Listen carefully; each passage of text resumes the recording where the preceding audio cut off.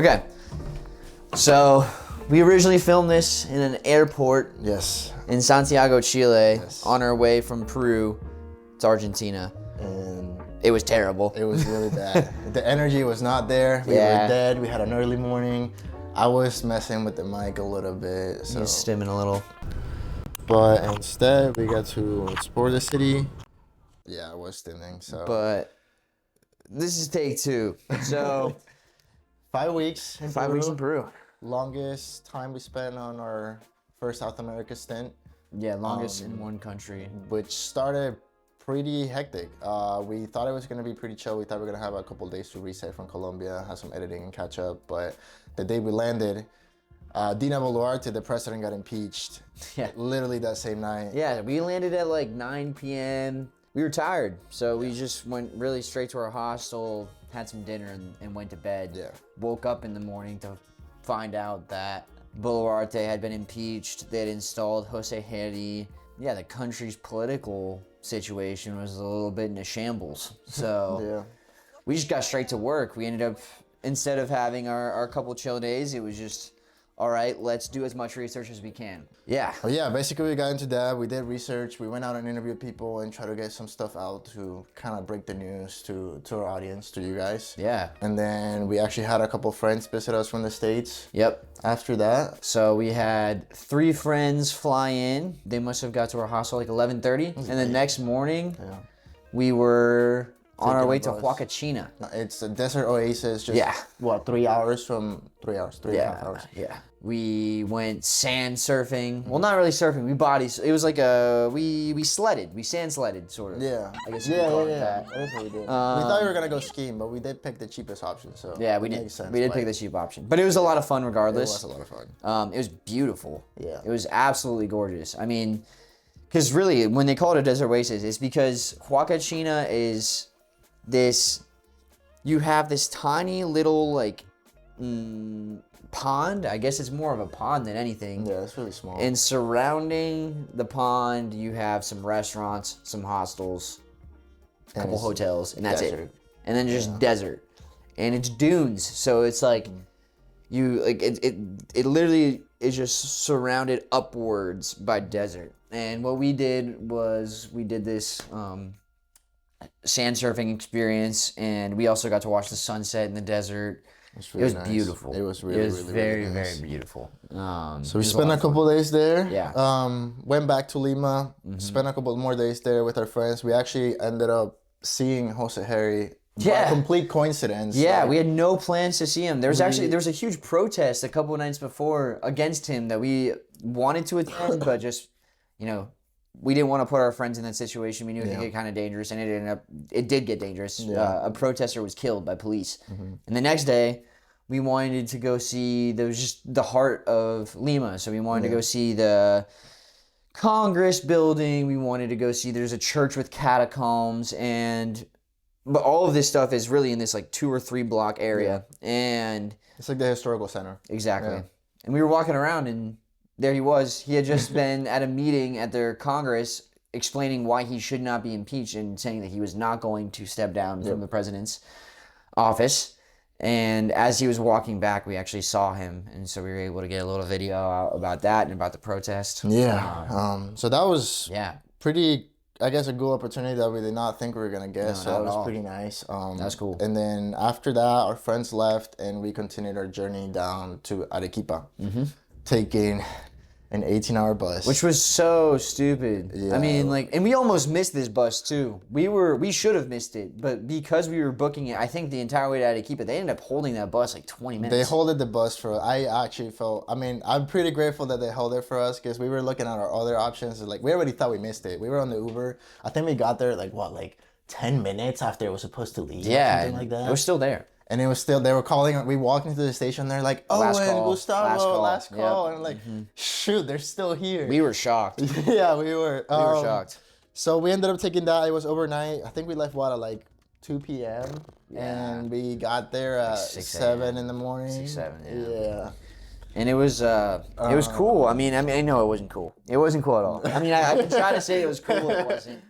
It was an experience. It was an You can say experience. that. It was an experience. You can say that. The Peruvian bus drivers are actually nuts. Like they are crazy. Yeah. We picked seats. It was a double-decker bus.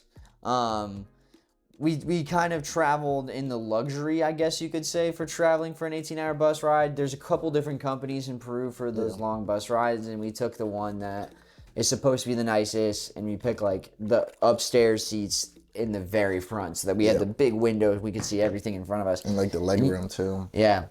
Yeah. You'd wake up in the middle of the night, and this freaking bus driver would just be like, there's like semi-trucks coming down in the opposite direction, and this guy's just like, screw it, I'm just gonna pass this other bus.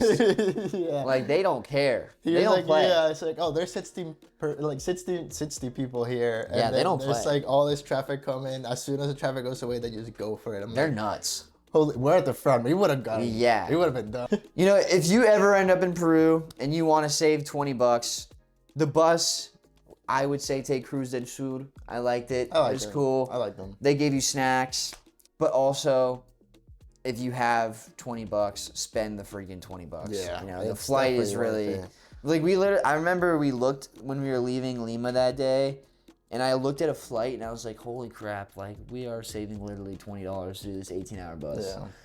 But you know, It is what it is. it is what it is. Take it with a grain of salt. It was an experience. Yeah. It was a true traveling experience. And Arequipa was really cool. It was nice. The thing about Arequipa, we originally went with the intention of wanting to dive deeper into the mining industry, both formal and informal. We had a contact. We kind of had like issues kind of like finishing that up, and we couldn't just go ourselves to the mines as far as we know, because we knew it wasn't like the safest thing to do. No. So we ended up not really filming anything from Arequipa, but we got to meet some people there, and it was kind of like a good buffer for us to actually edit it and catch up and actually, I guess, do a little bit of sightseeing. Because Arequipa is by the Colca Canyon. Beautiful, gorgeous. Super pretty. We got to do some hiking over there. We saw condors. We got to like check out like, And the condors like flew like right above us. yeah, like it was super close. Yeah. And it was just a really nice time to be out in nature. And, We went whitewater rafting. Yeah, we did Our whitewater hostel was super cool because there's this like 5,000 meter mountain that's just outside of Arequipa. There's two volcanoes, and I'm blanking on the names right now, but our hostel, like, we had a rooftop where we had breakfast, and it faced this mountain. So every day we'd wake up and just like have this incredible view. Yeah. And every night we'd go to sleep and have the same view. It was amazing. yeah. So it was a really cool time, and we took that buffer period. We needed to catch up on editing. We hadn't really been doing much of that with our friends in town. Yeah. We thought we were gonna do it on the 18-hour bus. We did not. Did not even open our laptops. Yeah. Yeah. But it yeah. was well needed. It was And I needed. think also, like, it was a really cool city that for some reason, like, people don't really talk a lot about Arequipa, and it's the second biggest city in Peru. Yeah, I think it's like people talk about it, but that's what we were kind of noticing. You know, for me, like being French, like when Americans talk about Peru, they talk about Cusco. Cusco and They Lima. talk about Cusco, and then I mean Lima, but more Lima just because they have to fly in. Yeah, they have to fly into Lima, yeah. There was actually a lot of tourists in Arequipa, but they just weren't American. They were all French and German. That was really a lot of what we were experiencing. We made a good friend there. Yeah. We met a priest Yeah. who is kind of taking his own views. Jarocho. Jarocho. Yeah. On how to go about preaching, and we found that actually very interesting the way he was going about it. Yeah, neither of us are really religious, but we attended a couple sessions at his church, and that was cool. He also took us out. I mean, he really took care of us. You know, we went to lunch with him and his family. We played soccer with his kids. It was super nice. They were super We had sweet. a really, really good time. He really helped us out. He also put us in touch with people in Cusco. And then, we took a 10-hour bus from Arequipa to Cusco, once again overnight. And then we got to Cusco. And immediately we went to Paccarectambo. Yes, we did Paccarectambo for a couple of days. If you haven't already, go check out our video about Paccarectambo and the Machu ruins that it says there. But yeah, we went way more in depth into what went down there, but we taught some English out there. We stayed with a homestay family. Had an incredible experience. Yeah, with them, really cool experience. We both had said it before and we'll say it again. It's probably like one of those things that will stick with us for a long, long very, time. very special. But it was really fast paced, and then it was over. We went back from Paccarectambo to Cusco. We went back to Cusco and we did Rainbow Mountain. Yes. That was really cool. It was really, really nice. It was early morning, like 3 a.m., 4 a.m. to get there? Picked us up in the downtown of Cusco, and we took a shared tourist transport. Had like a breakfast buffet, which was nice. Went out to Rainbow Mountain, hiked up there. That was the first time we ever had coca tea as well, in coca leaves. No, it wasn't. Oh yeah, we had coca tea in Arequipa. Yeah. That's when he fell in love with that. Coca tea was nice. It was really nice. Yeah, we did Rainbow. We got up there. The hike is not that long, but it's very steep. He wasn't sure. I was struggling. I'm so cooked. So, really high altitude. Almost there. Almost at the base. Yeah, I was like going through it. We met. I done all the altitude training and stuff. Yeah, for Mont Blanc. Yeah. But we met this Irish dude, and him and the Irish dude were talking. If I talked, like I would lose my voice. I was just going the entire way up. We actually got to do some exploring in Cusco. We went to the Sacsayhuaman ruins. In the city, we actually got to walk around a little bit. Really like visit a bunch of like key points. They have like this tourist pass that you can get, and it was like $30, and it'll give you access to a bunch of museums, a bunch of ruins. And like 14, I believe, different places you could go. So there's museums and Inca ruins, and you would just like show up, and they would just put a hole punch in it. Yeah. And you got like 2 weeks to do it, and they weren't just in Cusco, which is nice. You could go like Paccarectambo, which is on the way to Machu Picchu. And that's actually something that a little callback to our video for Paccarecta that I was thinking of. I was like, they could literally just put that on there, and then people would go there more. That's just something, some food for thought. I don't know, Cusco authorities, if you're watching this. Actually, also coordinated with a tour guide there to kind of like talk a little more about the tourism industry. Jonathan. And he's the one that we were put in touch with from Arequipa, from Jarocho. So it was a cool connection. He was a great guy too. Like he owns a brewery. Yeah, a brewery in Cusco. Called Siete Vidas. Really good stuff. Really good beers. Yeah. He took care of us as well. We went. Oh, we also had alpaca burgers. At his brewery. We did. Gus had already had alpaca at this point. There's this one cafe that we were going to in Cusco to do a lot of work, edit some videos and stuff, and he had like, you just had it like on a stick, right? No, it was just like, actually, yeah. It was like a kebab. Yeah. And he had really liked it, but I was super iffy about alpaca. The whole guinea pig alpaca thing, I was like, I can't really get behind it. But then I was like, you know what? Like, different. I'm in Peru. I should eat some food that's like, I guess, more known to be from Peru. And had the alpaca burger, and it was really good. Really good. Super juicy meat. It was really nice. Really it's funny because we had just gone to Rainbow Mountain, right? And like we took like the pictures of the alpacas. Oh my God, I forgot you did this. And everybody, like I was telling my parents about it, and they're like, so you took a picture with an alpaca and then you went and ate one. No, but not only that, dude, not only that. When we were at Rainbow Mountain, the Irish guy bought freaking alpaca stew, and you took a bite directly in front of an alpaca. I so forgot that you did that. Dude, the entire time we're in Peru, this guy keeps being like, yeah, I'm going to post on Instagram. The first slide's going to be me with an alpaca, and the second slide's going to be alpaca food. I ended up not doing it. You did. It was so good though. If you go to really Peru, I really recommend trying their alpaca. Can't speak on guinea pig. Didn't eat that. Neither of us tried the guinea pig. We couldn't make ourselves. I couldn't bring myself to eat that. Maybe next time. Who knows? But yeah, the alpaca was definitely good. It was great. And Jonathan's brewery was really nice. And that was also for us the beginning of Machu Picchu journey. We had such a fun group for Machu Picchu, and I remember like talking with Francis, like we'd be hiking, and because Machu Picchu's long days. Like the first day we took took a bus up to like 4,500 meters, and then biked down for like 50K. 20. It didn't end up being fully 50. I think It's like 40 something. it was like less even. Nah, it's like 40 something. Maybe, but I'm pretty sure my watch my watch got stolen in Argentina, so I don't know exactly how much it was, but I want to say it was like 25. Yeah. But we had biked for a while. Yeah. Downhill. And then we got lunch when we finished our biking, and then we hiked to our first, it's kind of like an eco Yeah, it was an eco lodge. Didn't have service there. It was really nice, very pretty. Super quiet. You could literally hear like all the rainforest. Yeah, it was really nice. We had a cat. We did. Gerald. Oh, That was the man. I love Gerald. man. And then We kept going. going. The next day we hiked literally all day. Yeah. And then Third day was we easier. ziplined that day as well. Second day, yeah. And then third day was easy. We just hiked. I mean, the second day we literally hiked like from like 8 a.m., 9 a.m. until like 5 p.m., 4 or 5. And then Third day, we were walking on the train tracks so it was just kind of like straight and not a lot of like hills or anything. So it helped a lot. And it was only like 5 hours of hiking. Yeah. And then Machu Picchu. Machu Picchu was awesome. We had a great time. Yeah. Honestly, like being there was just insane. It feels surreal. Yeah, you see the pictures, but then you're actually there and you're seeing it and you're like, and, wow. and especially because they have the 3 different routes, and we got route 2 where like you start up at that viewpoint of Machu Picchu that you've like, I mean, you see it everywhere. the picture that you've seen of Machu Picchu is from there. Yeah.